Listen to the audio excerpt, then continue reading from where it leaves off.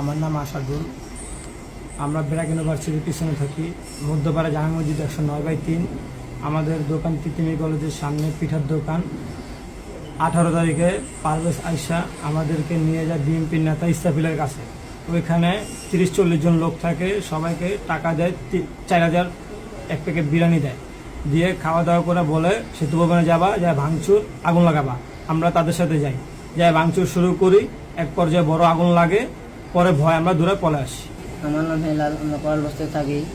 আকাশ মিয়ায় আমাকে ভাতমুখ খাওয়াইছে, ভাতমুখ খাওয়ায় 18 তারিখে 2000 টাকা দিছে। 18 তারিখে 2000 টাকা দিছে। তারপর আমরা কলেজ গেছি, কলেজ থেকে আরও গেসু মিয়া 20-30 জন লই আইছে। 20-30 জন নিয়ে ইস্তাবিল মিয়াও মানে 20-30 জন লই আইছে। লই আইয়া আমরা সেতু ভবনে গেছি, সব গ্রুপ মিললা সেতু ভবন যাইয়া আমরা লাঠি লুটি দিয়া ভাঙচুর করছি, আগুন লাগাইয়া তারপরে দেখছি আগুন আঙ্গুর গায়ের দিকে অনেক তাপ লাগতেছে, আমরা বেরিয়ে বসছি। আমার নাম সালাম, আমার বাসা ব্র্যাক ভার্সিটির পিছনে। আমরা তিতিমি কলেজে পিঠা বিক্রি করি।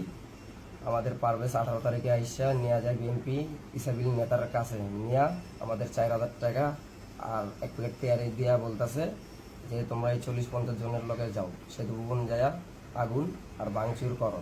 আমরা যায়া ভাঙচুর করছি, করে এক পর্যায়ে দেখতেছি বড় ধরনের আগুন লাগে। আমরা ভয়ে গোলাগুলিতে আয়া করছি।